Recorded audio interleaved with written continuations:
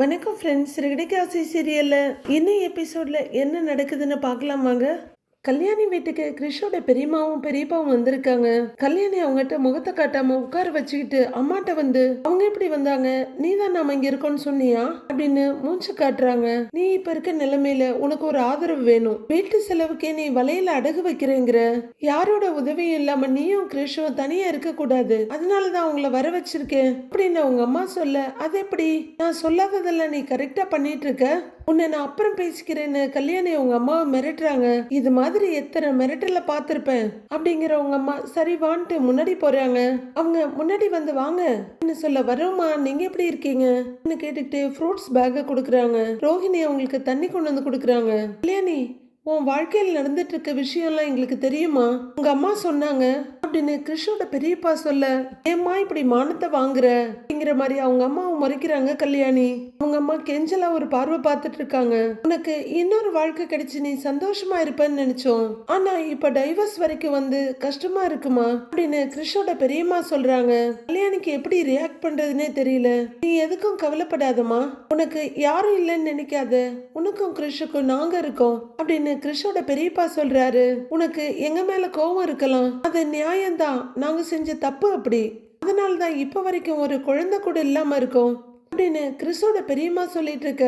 ரோஹிணி அமைதியா பாத்துட்டு இருக்காங்க. உடனே அவங்க அம்மா, இல்ல உங்களுக்குன்னு ஒரு குழந்தை கண்டிப்பா கடவுள் கொடுப்பாரு அப்படின்னு சொல்ல, இப்ப எங்களுக்குன்னு இருக்க ஒரே சொந்தம் நீங்க தான், எங்களுக்குன்னு அடுத்து இருக்கிற வாரிசு கிறிஷ் தான், எப்பவுமே நாங்க உங்களுக்கு ஆதரவா இருப்போன்றாங்க இந்த லேடி.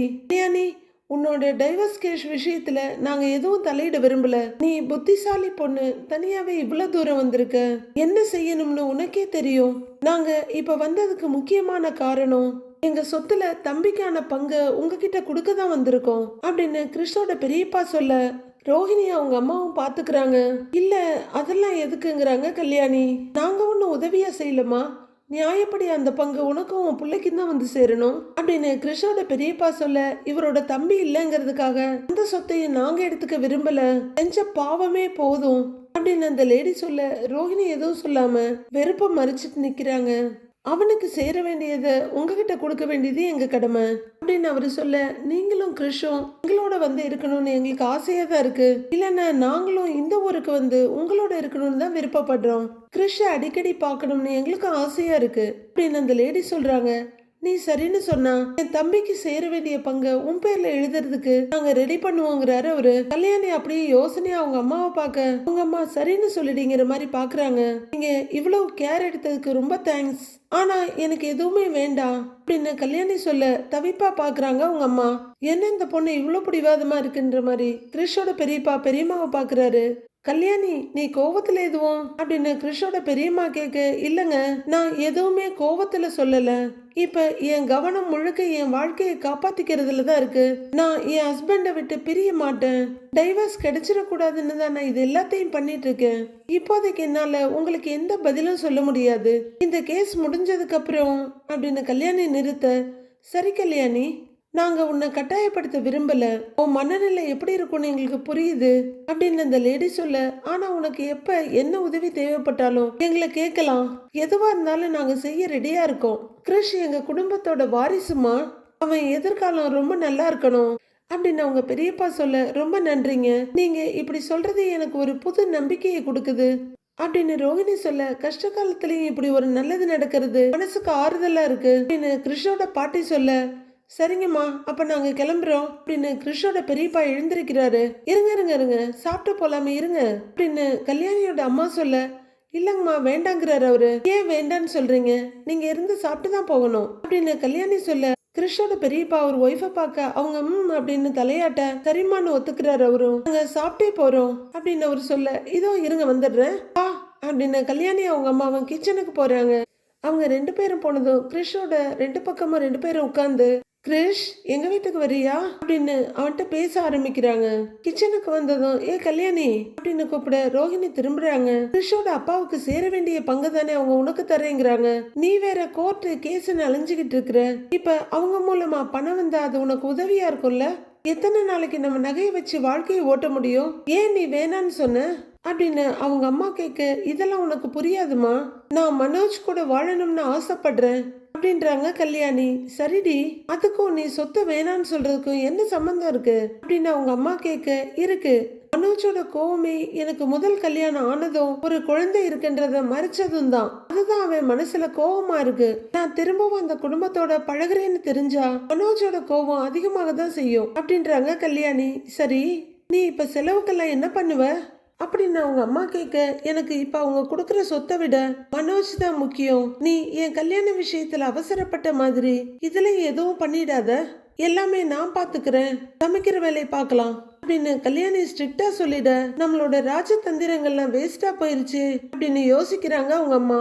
விஜயாவும் மனோஜும் வீட்டுக்குள்ள வர்றாங்க. ஏதோ திருடுறதுக்கு வர்ற மாதிரி ரெண்டு பேரும் பயந்து பயந்து பார்த்து பார்த்து வீட்டுக்குள்ள வர்றவங்க டக்குன்னு விஜயா ரூம் கதவை திறந்துட்டு உள்ள வந்துடுறாங்க. ஏய், கதவை சாத்துறா அப்படின்னு விஜயா சொல்ல ஏமாங்குறாரு. நானும் சாத்திட்டு வந்ததுக்கு அப்புறம் இப்பதாண்டா நிம்மதியா இருக்கு. ரொம்ப நாளா இந்த வீட்டோட பத்திரம் பேங்க்ல இருந்தது, இன்னைக்குதான் அதை எடுக்க முடிஞ்சது. இந்த பத்திரத்தை உன் ரூம்லயே வச்சுக்கோ அப்படின்னு விஜயா சொல்ல, உங்க ரூம்லயே வச்சுக்க வேண்டியதானேமா அப்படிங்கிறாரு மனோஜ். டேய், என் ரூம்ல இருந்தா உங்க அப்பா பாத்துருவாரு, இது யாருக்கும் தெரிய வேண்டாம், நீயே கொண்டு போய் வச்சுக்கோ அப்படின்னு மனோஜ் கிட்ட குடுக்கறாங்க விஜயா.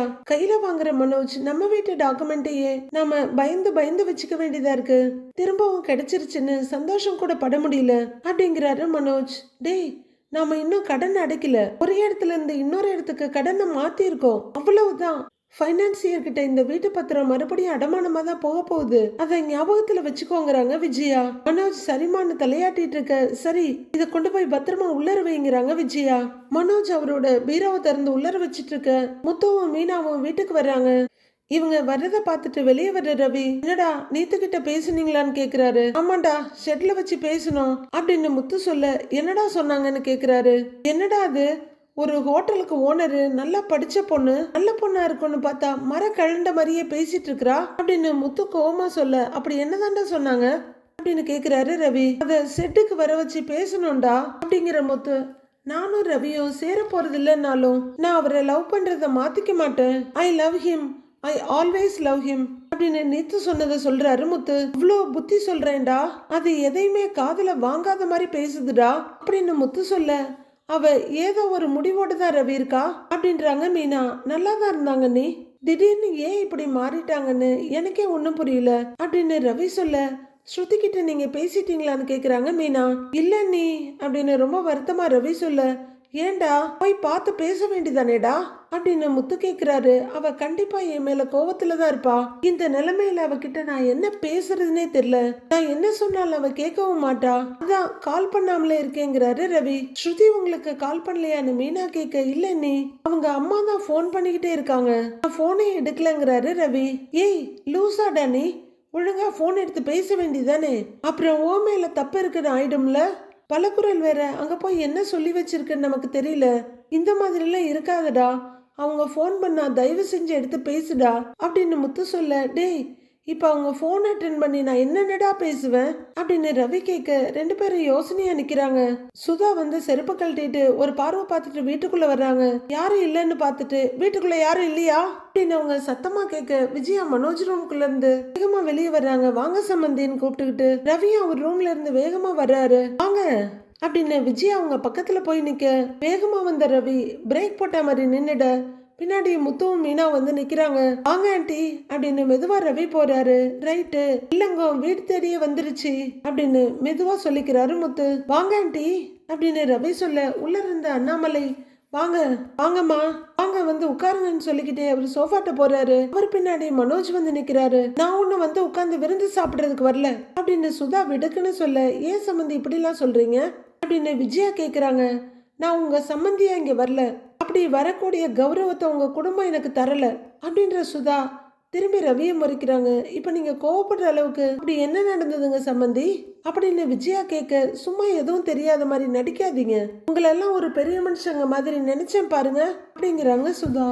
எதுக்கு எங்க அப்பா அம்மா கிட்ட வந்து கத்திக்கிட்டு இருக்கீங்க, எதுவா இருந்தாலும் கொஞ்சம் மரியாதையா பேசுங்க அப்படின்னு முத்து கொஞ்சம் கோவமா சொல்றாரு. சுதாவும் பயங்கர கோவத்தோட, அந்த மரியாதையை போது இவங்க கொடுக்கணும் அப்படின்னு சொல்ல, அப்படி என்னமா மரியாதை கொடுக்காம நாங்க உங்களுக்கு என்ன பண்ணிட்டோம்னு கேக்குறாரு அண்ணாமலை. இதுக்கு மேல இன்னும் என்ன பண்ணணும், என் பொண்ணு இந்த வீட்டுல சந்தோஷமா வாழுவான்னு நீங்க தானே வாக்கு கொடுத்தீங்க அப்படின்னு சுதா கேட்க, நான் இல்லைன்னு சொல்லலையே, அப்படிங்கிறாரு அண்ணாமலை. இதுதான் என் பொண்ணு சந்தோஷமா வாழ்றதா? அவளை வீட்டை விட்டு அனுப்பியிருக்கீங்க அப்படின்னு சுதா கத்துறாங்க.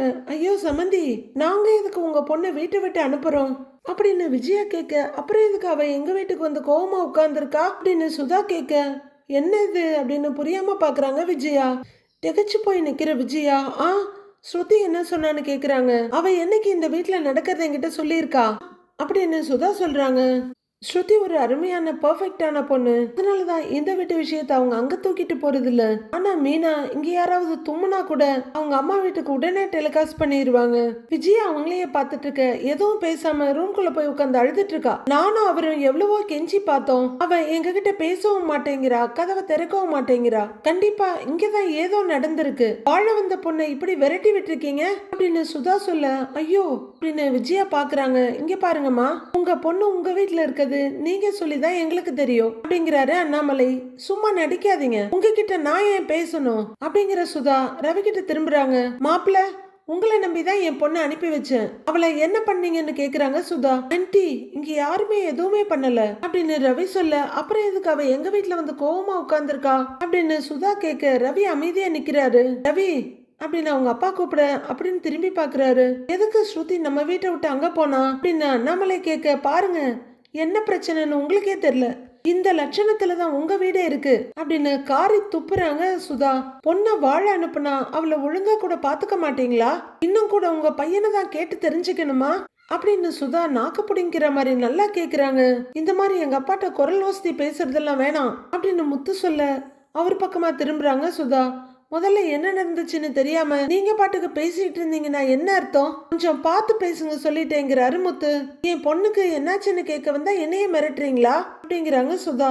இங்க யாரையும் மிரட்டலங்க, மாமா கிட்ட மரியாதை இல்லாம பேசாதீங்கன்னு தான் சொல்றோம் அப்படின்னு மீனாவும் பயங்கர கோவத்தோட கத்துறாங்க. என் பொண்ணு வாழ்க்கையை நினைச்சு நான் பயந்து வந்திருக்கேன், அவளை கொடுமைப்படுத்தி அனுப்பிட்டீங்கல்ல அப்படின்னு சுதா அண்ணாமலை கிட்ட வந்து சொல்ல, நீங்க பயப்படுற அளவுக்கு ஒன்றும் நடக்கலமா, தேவையில்லாம எந்த பர்சனல் விஷயமா இருந்தாலும் என் பையனா இருந்தாலும் நான் தலையிடுறது இல்ல.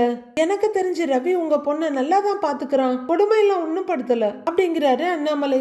வந்த பொண்ணுங்க வேணா என் பசங்களை கொடுமைப்படுத்தி இருக்கலாம், ஆனா என் பசங்க அப்படிலாம் இல்லைங்க அப்படின்னு விஜயா சொல்ல, இப்ப இது அவசியமா அப்படிங்கிற மாதிரி அண்ணாமலை பார்க்க, பேசாம சேலத்தலப்பு சுத்திட்டு இருந்த விஜயா அதை விட்டுட்டு கம்முன்னு நிக்கிறாங்க. டே ரவின்னு கூப்பிட அப்பாங்கிறாரு, இங்க வான்னு கூப்பிடுறாரு அண்ணாமலை. ஏண்டா அந்த நீத்து விஷயத்துலதான் ஸ்ருதி உன்னை விட்டு போயிட்டாளா அப்படின்னு அண்ணாமலை கேட்க, ஆமாப்பா அப்படிங்கிறாரு ரவி. அதான் நான் பேசிக்கலான்னு சொன்னேனே, அதுக்குள்ள என்ன பிரச்சனைங்கிறாரு அவரு. இல்லப்பா அது வந்து அப்படின்னு ரவி தயங்கிட்டு நிக்க, அப்பா நான் சொல்றேன்ப்பா அப்படின்னு முன்னாடி வர்ற முத்து ரெஸ்டாரண்ட்ல நடந்தது, அங்க ரவி நீத்துவ கேள்வி கேட்டது, Neethu because I mean love with யூன்னு சொன்னது அப்படின்றத முத்து சொல்லி முடிக்க, சுதா அதிர்ச்சியோட ரவிய பாக்குறாங்க.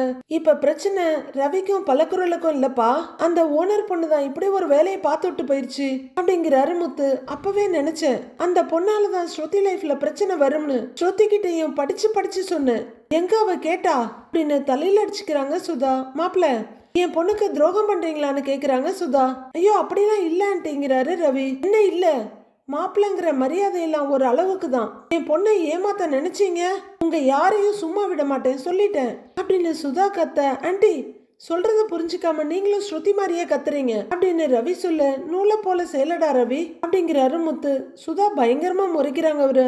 ஆண்டி நீத்து இப்படி பண்ணுவாங்கன்னு நானும் எதிர்பார்க்கல, என்னை சுத்தி என்ன நடக்குதுன்னு எனக்கே ஒன்னும் புரியல அப்படின்னு ரவி சொல்ல, அது எப்படி உங்களுக்கு எதுவும் தெரியாம இந்த அளவுக்கு போகும் அப்படின்னு சுதா ரவிய கேக்குறாங்க. இப்ப என்ன பண்ண சொல்றீங்க? ரவி மேல எந்த தப்பும் இல்ல, அவன் ஸ்ருதிய நல்லா தான் பாத்துக்கிறான், இந்த லூசு நீத்து ரவிய பிடிச்சிருக்குன்னு சொல்லியிருக்கு, அதுக்கு இவன் என்ன பண்ணுவான்? என் பசங்களை நான் நேர்மையா ஒழுக்கமா தான் வளர்த்திருக்கேன், பார்க்க அழகா இருக்கானுங்க, கொத்திட்டு போக பாக்குறாளுங்க அப்படின்னு விஜயா தன் பங்குக்கு முட்டாள்தனமா பேசிட்டு இருக்காங்க. பிரச்சனை இவ்வளவு தூரம் வந்திருக்குன்னா உங்க பையன் இடம் கொடுத்ததுனால தானே, அது உங்க பையன் தப்பு தானேங்கிறாங்க சுதா. என் பொண்ணு அத்தனை தடவை வேலையை விட்டு வான்னு சொன்னா கேட்டாரா இவரு அப்படின்னு சுதா பயங்கரமா முறைக்கிறாங்க எல்லாரையும். அது இவன் வேலைம்மா, வேலையில சரியா தான் இருக்கா இவன், ஆனா அந்த நீத்து பொண்ணுதான் ஏன் இப்படி பண்ணுதுன்னு எனக்கு தெரியலங்கிறாரு அண்ணாமலை. அப்பா அந்த பொண்ணு ஒன்னும் லவ் எல்லாம் பண்ணல, எல்லாம் ஒரு பிசினஸ் போட்டி தான். ஸ்ருதி அவளுக்கு எதிராக ரெஸ்டாரண்ட் ஆரம்பிச்சிருக்கால, அதான் பர்சனல் லைஃப்ல இப்படி குடைச்சல் கொடுத்துட்டு இருக்கா அப்படின்னு மனோஜ் இன்னைக்கு தான் அறிவா ஒரு படிச்ச படிப்புக்கு ஏத்த வேலையை பார்த்திருக்காரு. அப்பா அது ஒரு அரமெண்டல்பா. ரவியை நான் லவ் பண்றேன், ஆனா ரவி என்ன லவ் பண்ண தேவையில்லைன்னு சொல்லிட்டு சுத்திட்டு இருக்குதுப்பா அப்படிங்கிறாரு முத்து. அப்போ அந்த பொண்ணுகிட்ட பேசி பிரயோஜனம் இல்ல, சுருதி கிட்ட தான் பேசணும் அப்படிங்கிறாரு அண்ணாமலை. என் பொண்ணுகிட்ட பேசி ஏமாத்த பாக்குறீங்களா அப்படின்னு சுதா கேட்க, யாரையும் ஏமாத்தலமா, எங்க பையனை நாங்க ஒழுக்கமா தான் வளர்த்து இருக்கிறோம், அவன் எந்த தப்பும் பண்ணல, ரவி தப்பு பண்றான்னா அவ கூட நம்ப மாட்டா, என்ன ரவி அவ பேச்ச கேட்கலன்னு கோவத்துல இருக்கா உங்க பொண்ணு அப்படின்னு அண்ணாமலை சொல்ல யோசனையா நிக்கிறாங்க அவங்க அம்மா. மாமா நீங்க சொல்ற மாதிரி ஸ்ருதி கிட்ட தான் பேசி புரிய வைக்கணும் அப்படிங்கிறாங்க மீனா. அவ தான் கதவை திறக்க மாட்டேங்கிறாளே அப்படின்னு சுதா சொல்ல, நான் வந்து பேசுறேன் ஆண்டி அப்படிங்கிறாங்க மீனா. ஏய் நீ என்னடி பெரிய மனுஷியா அவங்க வீட்டுல போய் பேசுறதுக்கு அப்படின்னு விஜயா கேட்க, அப்படிலாம் எதுவும் இல்லத்த, எனக்கு ஸ்ருதிய பத்தி நல்லா தெரியும், என் பேச்சுக்கு அவங்க மரியாதை கொடுப்பாங்கங்கிறாங்க மீனா. ஏன் நான் போய் பேசினா கேட்க மாட்டாளா அப்படின்னு விஜயா ஏடகூடமா கேட்க, ஸ்ருதி இங்க இருந்திருந்தா கேட்க மாட்டேன்னு மூஞ்சில் அடிச்ச மாதிரி சொல்லியிருப்பாங்க. இந்த விஷயத்த நீங்க போய் பேசுறத விட ஒரே வயசுல இருக்கவங்க போய் பேசினா புரிஞ்சுக்குவாங்க, உங்களுக்கு இத பத்தி பேசுறது தர்ம சங்கடமா இருக்கும்ல அப்படின்னு மீனா சொல்ல, அப்ப எனக்கு வயசாயிடுச்சுன்னு சொல்றியா அப்படின்னு விஜயா அதுக்கும் ஒரு பிரச்சனையை கிளப்ப பாக்குறாங்க. ஏமா உங்களுக்கு இப்பதான் 16 வயசு ஆயிருக்கா, சும்மா ஏதாவது சொல்லிட்டு இருக்காதீங்கம்மா, அவதான் போய் பேசுறேன்னு சொல்றாள் அப்படிங்கிறாரு முத்து. என்னமோ பண்ணி தொலைங்க அப்படின்னு விஜயா வாய முடிக்க, ரவி இந்த பிரச்சனையை எப்படியே விட்டா இன்னும் பெருசாகிக்கிட்டே தான் போகும், வாங்க நாம போய் ஸ்ருதியை பார்த்து பேசிட்டு வந்துடலாம் அப்படின்னு மீனா சொல்ல, சரிங்க நீங்கிறாரு அவரு. போற போக்க பார்த்தா ரவி அடுத்த அண்ணாமலையா உருவாகுவார் போல இருக்கு. இதோ பாருங்கம்மா, உங்க பொண்ணு வாழ்க்கையை யாரும் பங்கு போட முடியாது, ரவி அப்படி விடமாட்டான், எல்லாம் சரியாயிடும், மீனா பேசுவா, நீங்க தைரியமா போங்கன்றாரு அண்ணாமலை. என் பொண்ணுக்காக தான் எல்லாத்தையும் பொறுத்துக்கிட்டு இருக்கிறோம், அவ வாழ்க்கைக்கு ஏதாவது ஆச்சு அப்புறம் நாங்க யாருன்னு காட்ட வேண்டி இருக்கும் அப்படின்னு விரல நீட்டி பயங்கரமா மிரட்டி கிளம்பிடுறாங்க சுதா. அண்ணி அப்படின்னு ரவி திரும்ப, வாங்க ரவி போலாம் அப்படின்னு மீனா நடக்க, முத்துவும் நானும் வரேன்னு கூட நடக்கிறாரு. இல்லங்க வேணாங்க, நாங்க மட்டும் போயிட்டு வந்துடுறோம் அப்படிங்கிற மீனா அவங்களோட பர்ஸ கையில எடுக்கிறாங்க. முத்து நீ அங்க போனா வாய் வச்சுட்டு சும்மா இருக்க மாட்ட, மீனா மட்டும் போகட்டுங்கிறாரு அண்ணாமலை. போயிட்டு வந்துடுறேங்கன்னு சொல்லிட்டு மீனா கிளம்புறாங்க. என்னங்க இது, அவனும் பஞ்சாயத்து பண்ற மாதிரி போறா, நீங்களும் போக சொல்றீங்க அப்படின்னு விஜயா கத்த. விஜயா நம்மனால பஞ்சாயத்து பண்ண முடியல, அப்போ பண்றவங்க தானே போகணும், நீயும் நானும் ஸ்ருதி கிட்ட இந்த விஷயத்த பத்தி பேச முடியுமா, பேச வேண்டியவங்க போய் பேசுறதுதான் கரெக்ட் அப்படிங்கிறாரு அண்ணாமலை. ஆமா எல்லாம் சொல்லிடுவாரு அவரு, எல்லாம் தெரிஞ்ச மாதிரி அப்படின்னு முகத்தை திருப்பிக்கிறாங்க விஜயா. அம்மா ரவிக்கும் ஸ்ருதிக்கும் பிரச்சனை பெருசாச்சுன்னா அவங்களும் டைவர்ஸ்க்கு வந்துருவாங்கல்ல, அப்ப நம்ம லாயரை அவங்களுக்கும் சேர்த்து பாத்துக்க சொல்லலாமா அப்படின்னு மனோஜ் அசால்ட்டா கேட்க, எல்லாரும் அதிர்ந்து போய் பாக்குறாங்க. இப்ப என்ன சொல்லிட்டோன்னு எல்லாரும் நம்மள குறுகுறுன்னு பாக்குறாங்க அப்படின்னு மனோஜ் ஒவ்வொருத்தர் மேலேயா பார்வையை ஓட்டுறாரு. அட பைத்தியக்கார நாயே, உனக்கெல்லாம் இன்னைக்கு இல்லடா என்னைக்குமே அறிவு வராதுங்கிற மாதிரி முத்து பார்த்துட்டு இருக்காரு. அந்த அண்ணாமலை வார்த்தையாவே கேட்டுடுறாரு. ஏண்டா உனக்கு அறிவே கிடையாதா, பல நேரத்துல நீ உங்க அம்மா மாதிரியே பேசுற, உங்க 2 பேருக்கும் நல்ல எண்ணமே கிடையாதாடா அப்படின்னு அண்ணாமலை கேட்க, ஏண்டா எனக்கு நீ நல்ல பேர் வாங்கி தரலனாலும் பரவாயில்ல, இப்படி கேவலமா கெட்ட பேர் வாங்கி தராம இருந்தாவளே போதுண்டா அப்படிங்கிற மாதிரி விஜயா மனோஜை முறைக்கிறாங்க. அப்பா இவன் புத்தியே இதானேப்பா, அவன் வாழ்க்கை சரியில்லைன்னா எல்லார் வாழ்க்கையும் அப்படிதான் ஆகணும்னு தான் நினைப்பான் அப்படின்னு கோவமா சொல்லிட்டு முத்தும் வெளியே போயிடுறாரு. டேய் வாய வச்சுட்டு சும்மா இருக்க மாட்டியா, போ உள்ள போ போ அப்படின்னு அனுப்புறாங்க விஜயா. ஐயோ இதுங்களெல்லாம் வச்சுட்டு நான் எப்படிதான் மேய்க்க போறேன்னு தெரியலையே அப்படின்னு உள்ளர போற விஜயாவை பார்த்துக்கிட்டே நிக்கிறாரு அண்ணாமலை. வீட்டுக்குள்ள சுதா மீனா ரவின்னு 3 பேரும் வந்துட்டு இருக்காங்க. வாசுதேவன் சுதாவை பார்த்துட்டு, சுதா அவட எந்த சம்பவிச்சதோ அப்படின்னு கேட்டுட்டு இருக்க. மீனா வணக்கங்கிறாங்க. ரவி நீண்ட வீட்டுல என் மோளை என்ன செஞ்சதோ, எதுக்கு அழுகுறா, அவளுக்கு ஏதாகலும் சம்பவிச்சா நான் மனுஷனாவே இருக்க மாட்டேன் அப்படின்னு வாசுதேவன் கோவமா ரவி கிட்ட பேசிட்டு இருக்காரு. ஏட்டா കുറച്ച് சமாதானம் ஆயிட்டு பறையும், இவங்க ஸ்ருதி கிட்ட பேசிட்டோம், ஞான் எல்லாம் பின்னா பறையாம் அப்படிங்கிற சுதா வாங்கன்னு கூட்டிட்டு போறாங்க. வாசுதேவன் எதுவும் சொல்லாம முறப்பா பார்த்துட்டு நிக்கிறாரு. சுதா படியேறி வர பின்னாடியே மீனாவும் ரவியும் வர்றாங்க. சுதா கதவை தட்டி, ஸ்ருதி கதவை தர யார் வந்திருக்காங்கன்னு பாரு அப்படின்னு சொல்லிட்டு இருக்க. ஸ்ருதி அப்படியே உட்கார்ந்து இருக்காங்க. ஸ்ருதி அப்படின்னு மறுபடியும் அவங்க கதவை தட்ட, ஆண்டி கொஞ்சம் நகருங்க அப்படிங்கிற ரவி. ஸ்ருதி கதவை தர அப்படின்னு கதவை தட்ட ஸ்ருதி நிமிந்து பாக்குறாங்க.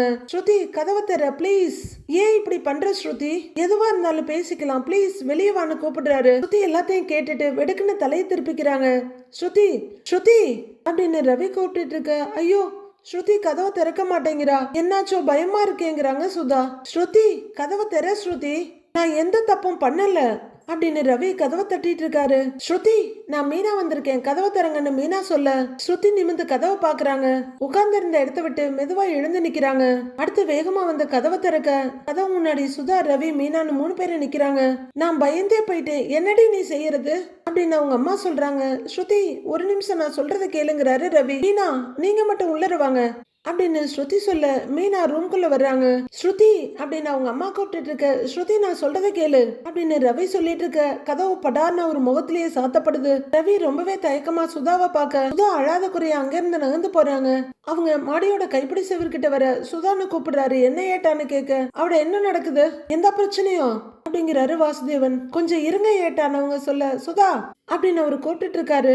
ரூம்குள்ள வந்த மீனா கோவமா நிக்கிற ஸ்ருதி கிட்ட, ஏன் ஸ்ருதி இப்படி பண்றீங்க, நீங்க படிச்ச பொண்ணு தானே, நீங்க இப்படி ரூமை பூட்டிக்கிட்டு இருந்தா உங்க அம்மா அப்பா பயப்படுவாங்கன்னு உங்களுக்கு தெரியாதா அப்படின்னு மீனா கேக்குறாங்க. எனக்கு யார பத்தியும் கவலை இல்ல அப்படின்னு ஸ்ருதி திரும்பாமலே சொல்றாங்க.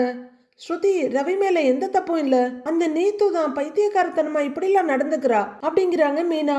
ரவி மேல எந்த தப்பும் இல்லைன்னு சொல்ல முடியாது மீனா, இதுக்கெல்லாம் ஸ்டார்டிங் பாயிண்டே அவன் தான், அவளுக்கு அவன் கொடுத்த இடம் தான், அதனாலதான் அவளை அப்படியெல்லாம் பண்ண வச்சிருக்கு அப்படின்னு ஸ்ருதி கரெக்டா சொல்றாங்க. எச்சில் முழுங்குற மீனா, புரியுது, ஆனா நீங்க எதுக்கு அவ சொல்றதெல்லாம் பெருசா எடுத்துக்கிறீங்க, ரவிக்கு அவ மேல எந்த எண்ணமும் இல்லையே, ரவி கரெக்டா தானே இருக்காருங்கிறாங்க மீனா. அது எனக்கும் தெரியும், ஆனா இன்னொருத்தி ரவிய லவ் பண்றேன்னு சொல்லும் போது அதை என்னால ஏத்துக்க முடியல அப்படின்னு ஸ்ருதி சொல்ல, எந்த பொண்டாட்டியாலையும் அதை ஏத்துக்க முடியாதுதான், எனக்கும் அது புரியுது, நானும் அவரும் நீத்துவ கூப்பிட்டு பேசணும் அப்படின்னு மீனா சொல்ல, அப்படியாங்கிற மாதிரி பாக்குறாங்க ஸ்ருதி. அவ கொஞ்சம் பைத்தியக்காரத்தனமா தான் இருக்கா, நாங்க என்ன சொன்னாலும் ஒத்தே வரமாட்டேங்கிறா, ரவிய நான் விரும்புறேன், ஆனா அவர் என்னை விரும்பணும்னு நான் எதிர்பார்க்கவே இல்லைங்கிறா அப்படின்னு மீனா சொல்ல, இத கேட்டுக்கிட்டு நீங்க சும்மாவா இருந்தீங்கன்னு கேக்குறாங்க ஸ்ருதி. அங்கேயே அவளை அப்படியே அரைஞ்சிருக்க வேணாமா, ஏன் நிலைமையில இருந்திருந்தா அவளை சும்மா விட்டுருப்பீங்களா அப்படின்னு ஸ்ருதி பயங்கரமா கோவப்படுறாங்க. உங்க கோவம் எனக்கு புரியுது ஸ்ருதி, எனக்கும் அடிக்கணும்னு தான் தோணுச்சு, ஆனா என்னதான் அடிச்சாலும் அவெல்லாம் திருந்துற ஜென்மமே கிடையாது அப்படின்னு மீனா சொல்ல, அப்ப என்னதான் செய்யலாங்கிற மாதிரி ஸ்ருதி பாக்குறாங்க. அவ மேல நாம கோவப்படலாம், ஆனா ரவி பாவம் இல்லையா, அவர் மேல எந்த தப்பும் இல்லாம அவரையே நீங்க தண்டிக்கிறீங்க அப்படின்னு மீனா கேக்குறாங்க. இந்த பிரச்சனைய ரவி அங்க ஒர்க் பண்றதுனாலதான் வந்துச்சு, முதல்ல அவ அங்க ஒர்க் பண்ண போக கூடாது அப்படின்னு கோவமா சொல்லிட்டு ஸ்ருதி அங்க இருந்து வேகமா நடக்கிறாங்க. பின்னாடி வர்ற மீனா, ஸ்ருதி, ரவி இனிமே நிச்சயமா அங்க வேலைக்கு போக மாட்டாரு, நான் வேணா ரவி கிட்ட சொல்லி அவரையே சொல்றேன், ரவி இனிமே அங்க வேலைக்கு போறத நாங்க நிப்பாட்டுறோம், அது எங்க பொறுப்பு அப்படின்னு மீனா சொல்ல, அதை விட முக்கியமான வேற ஒண்ண பண்ணணும் அப்படின்னு ஸ்ருதி சொல்ல, என்னன்னு கேக்குறாங்க மீனா. அந்த நீத்து என்கிட்ட வந்து நான் இனிமே ரவிய லவ் பண்ண மாட்டேன், அவனை இனிமே டிஸ்டர்ப் பண்ண மாட்டேன்னு என்கிட்ட வந்து ப்ராமிஸ் பண்ணணும், அப்புறம் இதுவரைக்கும் அவ பண்ணினதுக்கெல்லாம் என்கிட்ட வந்து சாரி கேட்கணும், சோசியல் மீடியால நான் ரவிய லவ் பண்ண மாட்டேன்னு அவ வீடியோ போடணும் அப்படின்னு ஸ்ருதி பிடிவாதமா சொல்றாங்க. ஐயோ, இதுல ஒன்ன கூட அந்த நீத்து லூசு பண்ணாதே, என்ன பண்றதுன்னு தகச்சு போய் பாக்குறாங்க மீனா. அடுத்து என்ன நடக்குதுன்னு அடுத்தடுத்த எபிசோட்ல பார்க்கலாம் ஃப்ரெண்ட்ஸ்.